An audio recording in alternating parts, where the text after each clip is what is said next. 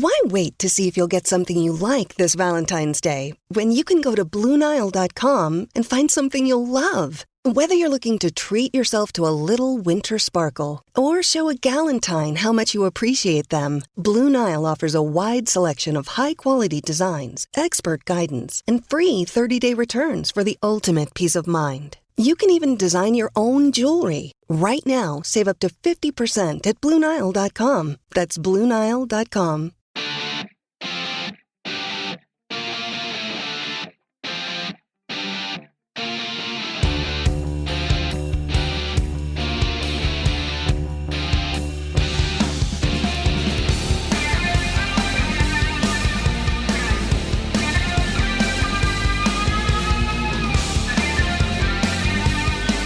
Hello, everyone, and welcome back to another edition of the Penscast Mailbag. I am your host, Garrett Bahana.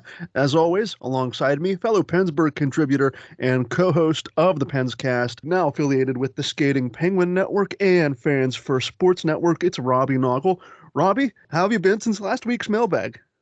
From a personal standpoint, pretty good. From a fan standpoint, not great, but hey, that kind of seems to be the theme of the season. But I mean, it's a beautiful day outside today here in outside of Johnstown, Pennsylvania. A little on the chilly side, but the sun is shining, and it looks like it's going to be a couple nice days here. So I'm going to enjoy that and pretend that the Penguins don't exist.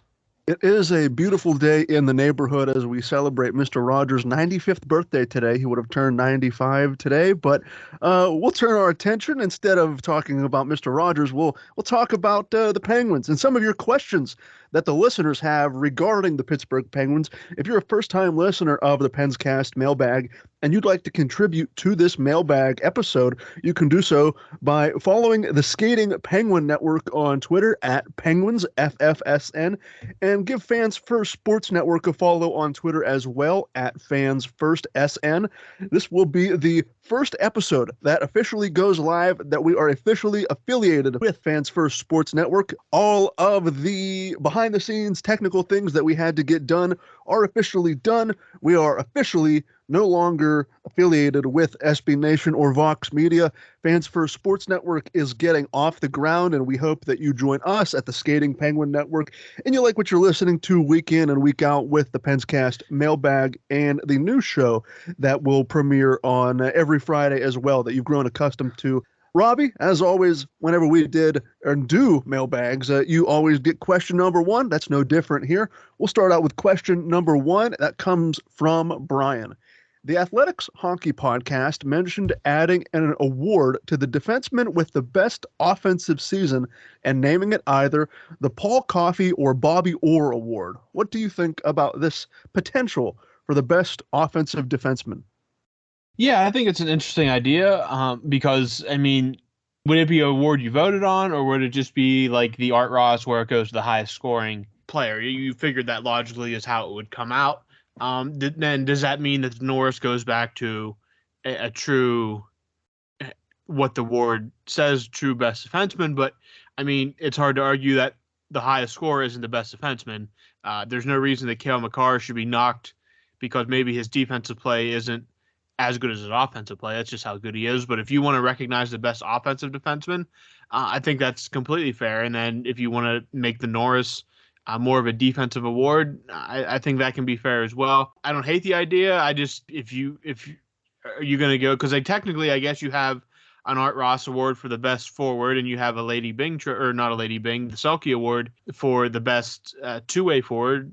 So I guess that way it works. You have an award for best defenseman being the Norris, and best offensive defenseman being like you said, the Coffey award or the Orr award. Yeah, I understand where they're coming from then. And I think it could be an interesting idea to play around with because maybe there are times where a defenseman gets the award solely on his offensive performance. Erik Karlsson did that, was not the best defensive defenseman. Whereas guys that, like just an example, a Brian Dumoulin in his prime maybe would have gotten more recognition if there was a defenseman focused award rather than kind of getting swallowed up in the by the guys that were complete offensive forces that easily won the Norris Trophy just because they put up the big numbers. So yeah, an interesting idea. And I think that obviously there's a lot of great defenseman in NHL history that it could be named after. Again, they mentioned Bobby Orr and Paul Coffey. I think Orr would probably be the easy shoe-in for that name. But yeah, interesting idea, and I think it's something that it's fun to play around with because the forwards kind of have an award like that, whereas the defensemen, it all kind of gets shoehorned into the Norris Trophy. So yeah, interesting idea that could potentially help the defensive side get a little more recognition than they do because the offensive side of the game catches everyone's eye and the voters see that and they kind of maybe lean toward that when casting their ballots. Question number 2, again from Brian. I recently saw a poll on Instagram where it was asked which duo was better, Connor McDavid and Leon Draisaitl or prime Sidney Crosby and Evgeny Malkin. It had 64% for McDavid and Draisaitl. I think that's more the younger fans not knowing how dominant prime Sid and Malkin were. Crazy to think about. Even for me, I'm younger than you, Robbie, but even so, I mean, Sidney Crosby and Evgeny Malkin's primes were at least 10 years ago, and 10 years ago, 2013, Instagram, Facebook, and Twitter, they were around, but especially with my generation, I'm sounding like an old man now, but my generation has really taken to use social media a lot more frequently and interact more, and that's kind of the direction that a lot of these sports leagues have taken, is trying to grow their platform on social media. It's crazy to think about because if you go back in time, I mean, Sidney Crosby has several 100-point seasons as recently as 2018-19, but in terms of total point production, I mean, he had 120 points his second year in the league, 36 goals, 84 assists. He came in his rookie season, had over 100 points, 39 goals, 109 points, 2009-10. Evgeny Malkin, I believe, won his MVP season. I think his MVP season was 2011-2012. He had 50 goals that year. He had 113 points throughout 82 games in 2008-2009, the year they won their first Stanley Cup. So, yeah, it's crazy to think that prime Crosby and Malkin was roughly 10-ish years ago. And of course, Crosby having to deal with the concussion issues throughout that was the 2011-2012 season or 2010-2011 season, around there as well. But still, we were essentially robbed of what kind of crazy season Crosby could have had he not been taken out by David Steckel and, getting that re-aggravated a couple of games later and forcing him to miss all that time, the will he, won't he saga of Crosby returning. Thankfully, he did. And Crosby, I believe, if I remember correctly from the broadcast, he has now tied Wayne Gretzky. Crosby has for 18 straight seasons with registering a point per game. So that is just continued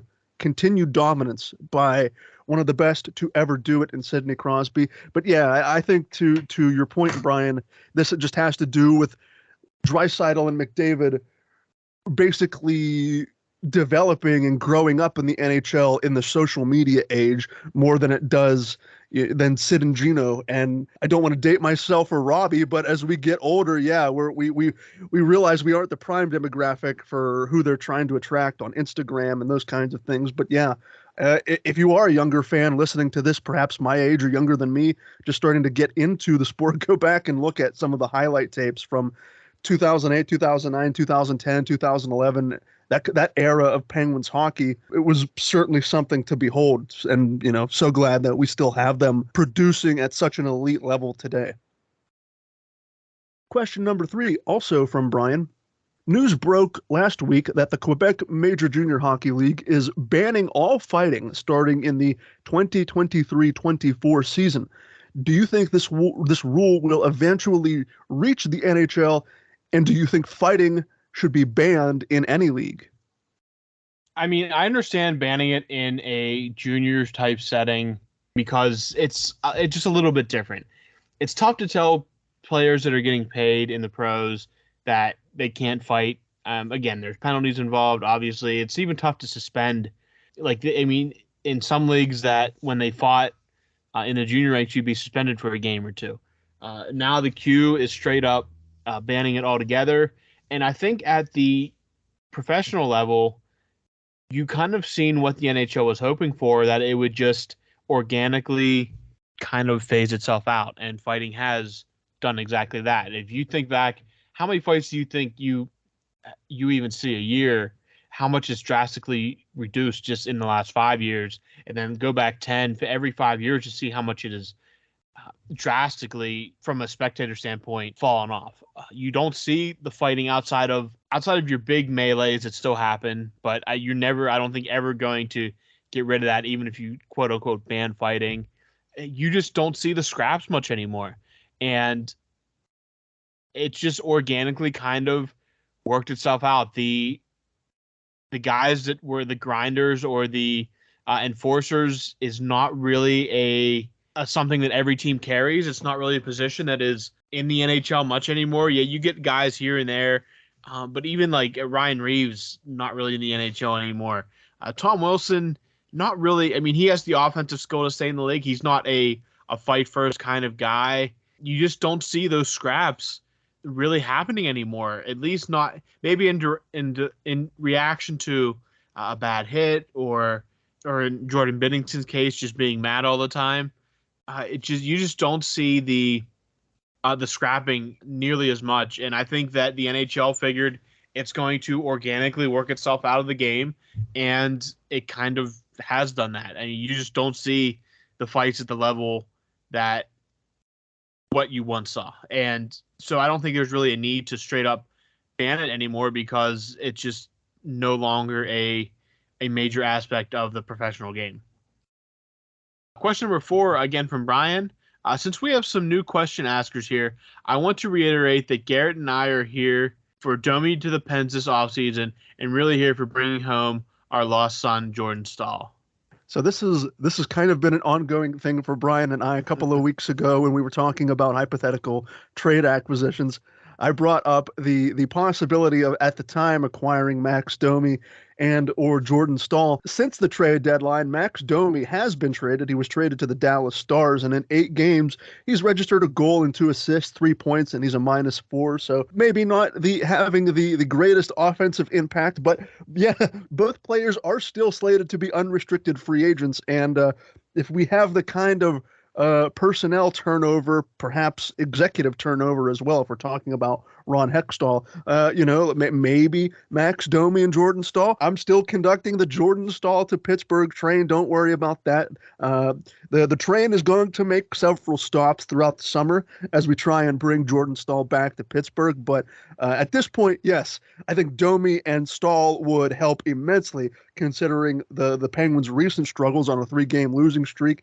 And their odds are in their favor of clinching a playoff spot. But my God, Robbie, I mean, this is probably the least excited we've been for the Penguins making a postseason berth in what feels like forever. I was just talking to my dad the other day that because of the roster the way it is, I'd almost rather them miss out and just get a lottery pick, because whoever they play in the first round is just going to they're going to annihilate the Penguins. It's the same players night in and night out who are continually causing harm to the Penguins and their chances of officially clinching a playoff berth and considering themselves as legitimate contenders. So, yes, I'm still very much for 28-year-old Max Domi. Bring him to Pittsburgh. Bring Jordan Staal home for the reunion. Give me all the nostalgia. I'm all for it as we head towards this offseason. An offseason that is hopefully, fingers crossed, one filled with a lot of change as we look to maximize the final years of the Crosby-Malkin era.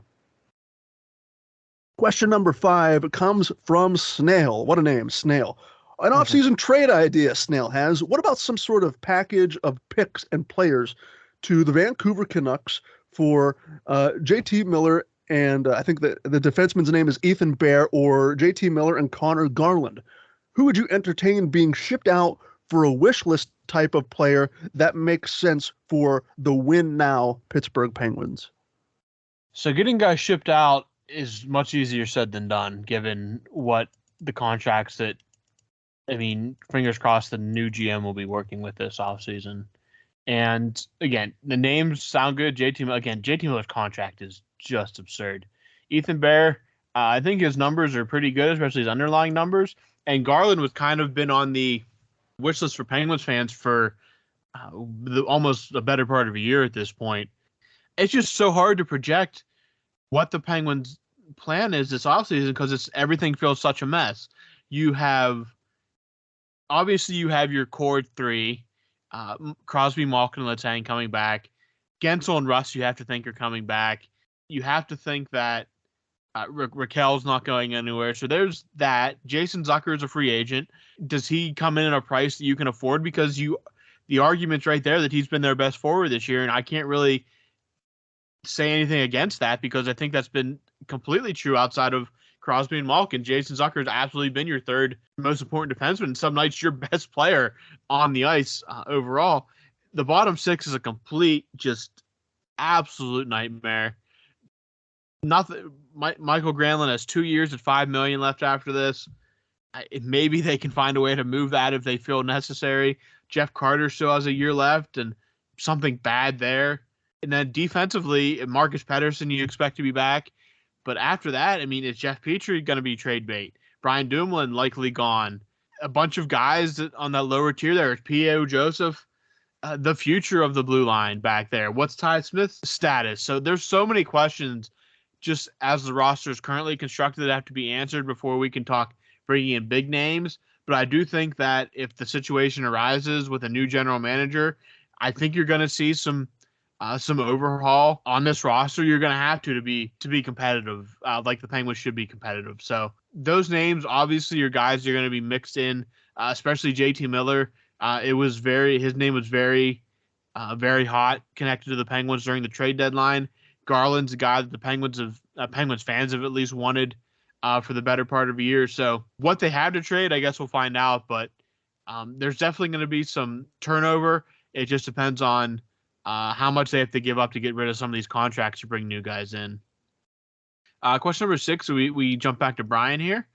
Recent power rankings came out, and the Penguins are 14th. Is it shocking that we were that high considering how inconsistent this team is? Power rankings, depending on where you get them, they could be all over the place. But 14th, that does seem relatively high. But at the same time, I'm looking at the Penguins, the standings in terms of wild card positioning right now. The Penguins are still hold on to the second wild card spot in the Eastern Conference. They still have 2 games in hand on the New York Islanders, who are ahead of them. They have the first wild card spot with 80 points. The Penguins have 78 points right now. 14th. However, that seems about right because half the league makes the playoffs, and you're putting the Penguins in that very, very, very low rung on the lower end of that half that would make the playoffs, that would clinch. So I'd probably put the Penguins somewhere around there.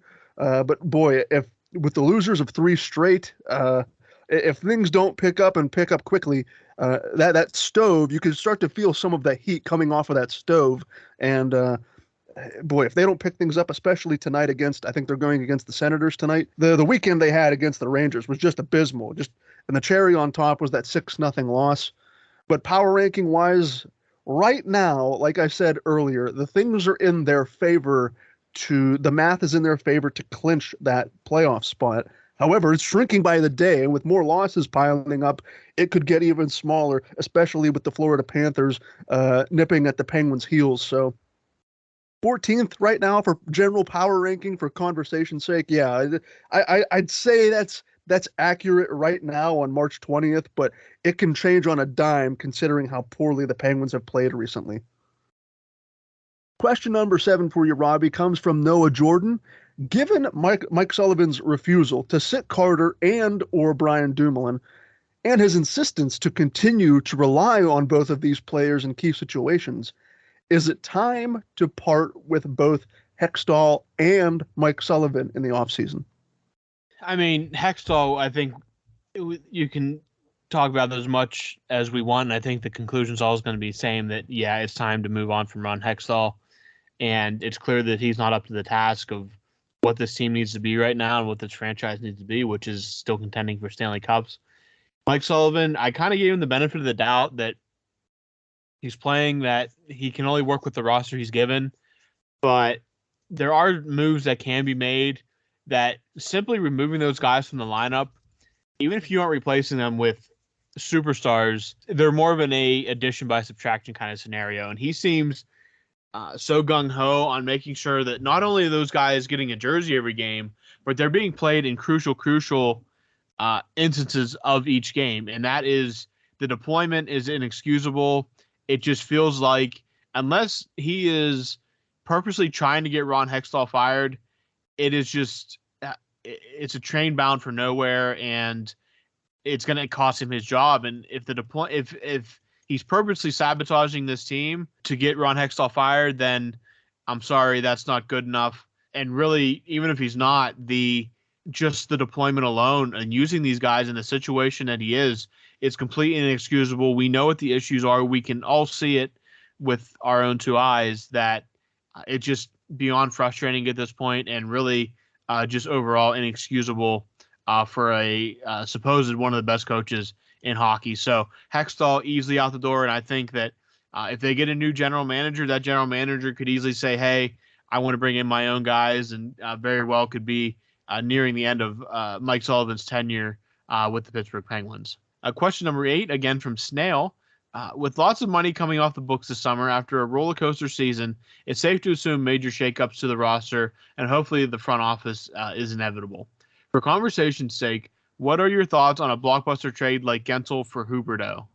I wouldn't do Gensel for Huberdeau. Maybe if you were able to get someone who's maybe 4 or 5 years younger who can produce like a Gensel, again, that's a lot to ask for. But looking at your question, Snail, I think anyone who's not named Crosby, Malkin, Letang, and Gensel in this upcoming offseason, those 4 players right there are off the table. Anyone else, feel free to trade away.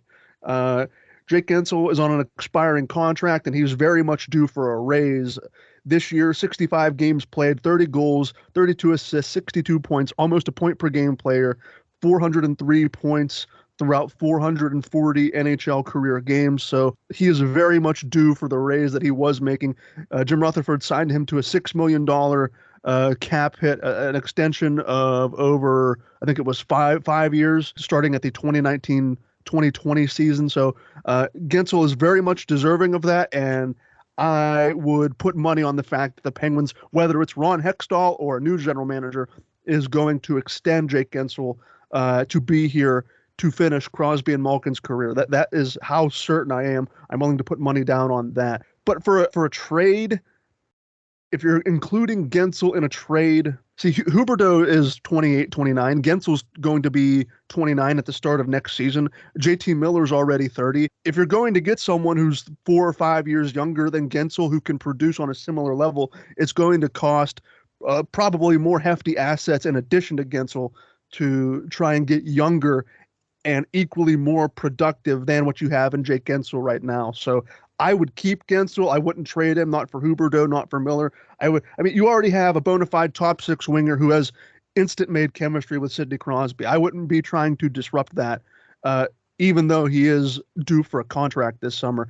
However, anyone else that I didn't mention, Raquel, Rust, Dumoulin, Jari, even, all those guys, I would put all of them on that list of open to be traded. Pedersen even, I know he's had a tremendous season, but for the sake of a shakeup and for the sake of this conversation, yeah, those are my untouchables. The rest, to get more salary cap space, to basically retool this roster, you can have your pick of any of them who you want.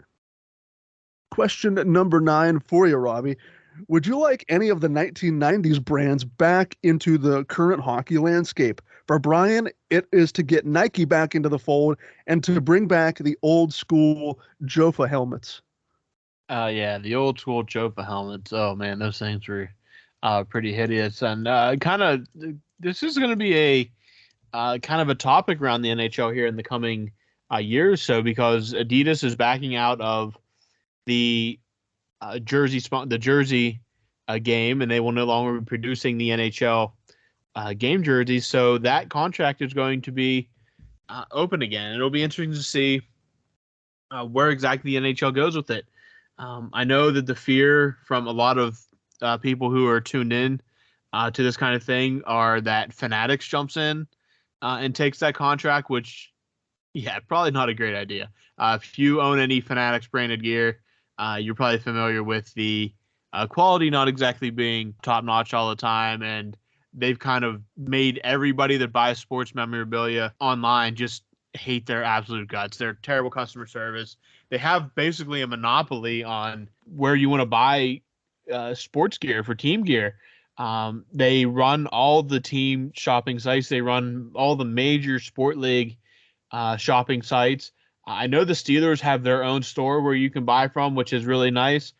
The only other place that I can really think of, you can get stuff from Dick's online, but Dick's is a retail seller. They're not someone who makes the equipment. 47 brand, you can buy their stuff. They do make their own clothes and stuff. So I mean, I don't know if they're really into the jersey thing, but they do a more kind of throwback look on their clothes. But it's going to be interesting to see where they go with the jersey sponsors, not the jersey sponsorship, but the jersey makers here once this contract with Adidas is fully up, because Adidas is not going to be re-upping.